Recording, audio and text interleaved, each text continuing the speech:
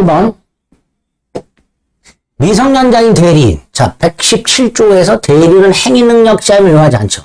그러니까 갑이 미성년자 을에게 대리권을 주고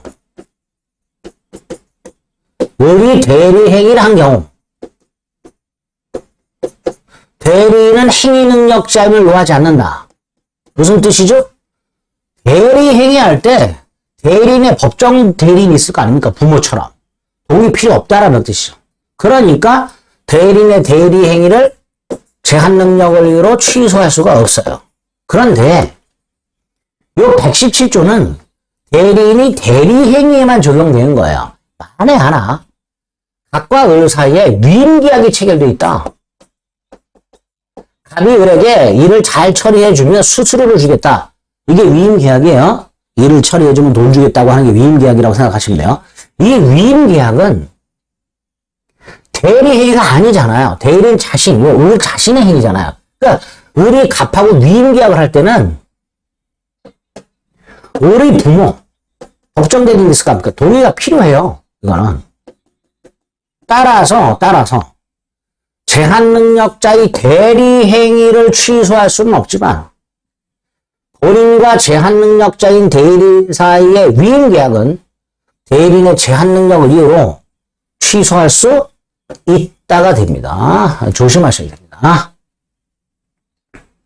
자, 미성년자 및 미성년자의 부모 취소할 수 있죠. 물론 여기서 본인이 취소할 수는 없어요. 본인은 취소권이 없어요. 이 취소는 미성년자와 미성년자의 법정 대리 둘이 취소하는 거죠. 2번은 자기약 쌍방들이 원칙적으로 금지가 되죠. 다만 본인의 허락이 있거나 다툼이 없는 단순한 채무이행을 하거나 또는 사치 알선업자에게 변제하는 경우 법무사가 매도인 매수인의 쌍방대리인으로서 이전 등기를 신청하는 경우 이런 경우에는 예외적으로 자기약 쌍방대리가 허용이 되죠. 그런데 그게 아닌 경우 부동산 입찰 절차에서 동일 물건에 관해서 이해관계가 충돌한 2인 이상의 대리인으로서 입찰을 했다. 그러면 124조 자기약 쌍방대리 금지를 위반한 거죠. 무권대리로서 무효가 됩니다. 무권대리로서 무효가 된다.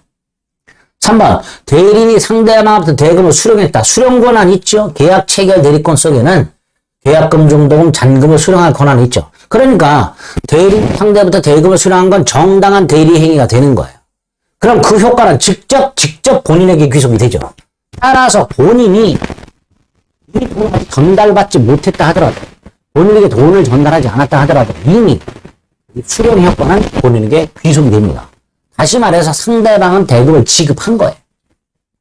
따라서 상대방의 대금 지급 채무는 소멸하게 됩니다. 옳은 질문이죠. 4번 본인이 사망을 하고 무권대리인이 본인을 단독 상속하면 본인에게는요 추인권하고 추인 거절권이 있었죠.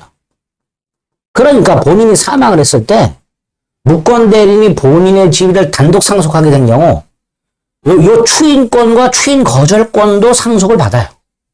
여기서 추인 거절은 못하죠. 그러니까 자신이 기존에 했던 대리 행위가 무권대리로서 무효다. 나는 추인을 거절하겠다. 라고 주장하면서 허용되지 않습니다. 본인이 사망을 했고 무권대리인이 본인의 지위를 단독으로 상속받았을 때 그 무권대리인이 본인의 지위에서 추인을 하는 건 괜찮지만 추인을 거절하는 건 허용되지 않는다. 그죠? 그게 4번이죠. 5번 제한능력자가 법정대리인의 동의 없이 계약을 무권대리로 했을 때 제한능력자는 무권대리인으로서 계약을 이행할 책임을 부담하는가? 부담하지 않죠. 135조 책임이 성립하려면 요건이 필요한데요. 첫째, 대리권을 증명하지 못하고 본인의 추인을 얻지 못해야 되죠. 표현대리 성립하면 안 되죠. 세 번째 요건 아주 중요하죠. 상대방은 선의 무과실이어야 되죠. 네 번째, 상대방은 계약을 처리하면 안 되죠. 다섯 번째, 이것도 중요하죠. 제한능력자가 아닐까. 무권대리는 행위 능력자일까. 그래야 무권대리인의 책임이 성립합니다. 135조 무권대리인의 책임이 성립하기엔 요건이 5가지인데 그 5가지 중에서 2개는 꼭 기억해야 돼요.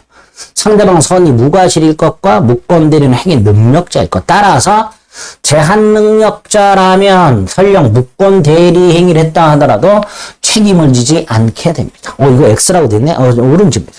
책임을 지지 않습니다. 그래서 틀린 것은 1번. 되겠죠.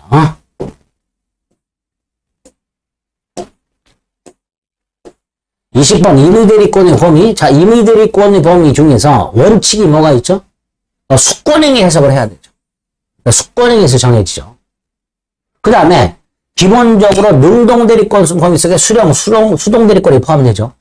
특별한 사정이 없는 한 통상의 임의대리권은 필요한 범위 내에서 상대방 의사표시를 수령할 수 있는 계약금, 중도금, 자금을 수령할 수 있는 수동대리권을 포함하게 됩니다. 따로 3번 계약 체결 대리권이 있으니까 특별한 사정이 없는 한 중도금을 수령할 권한이 있다. 그런데 이 계약 체결 대리권 속에는 연기 권한은 없어요.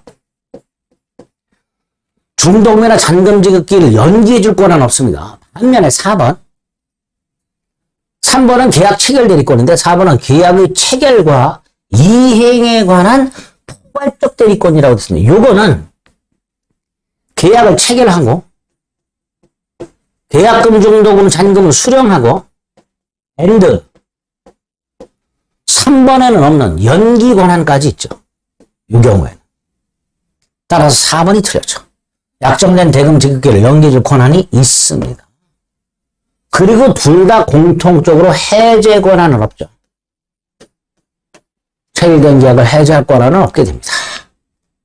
그래서 5번 부동산을 매수할 권한을 부여받은 자는 원칙적으로 그 부동산을 처분할 권한은 당연히 없죠. 사오라고 시켰지 팔으라고 시킨 적은 없죠. 그러니까 처분할 권한은 없다. 이렇게 될 겁니다. 이게 임의대리권의 범위도 단독으로 잘 나오니까 잘 정리해 주셔야 됩니다. 여기 있죠. 임의대리권의 범위. 기억해야 될 게 몇 개 더 있죠. 빌려준 돈을 받아오라고 시켰어요. 그걸 면제해 주려면 따로 습권이 필요하고요. 예금계약 체결 대리권 속에 예금을 담보로 대출을 받을 권한은 없죠. 경매입찰 대리권 속에 채권자의 경매 신청 취하에 동의해 줄 권한 따위는 없지요. 이런 것들이 기본적으로 기억이 나셔야 됩니다.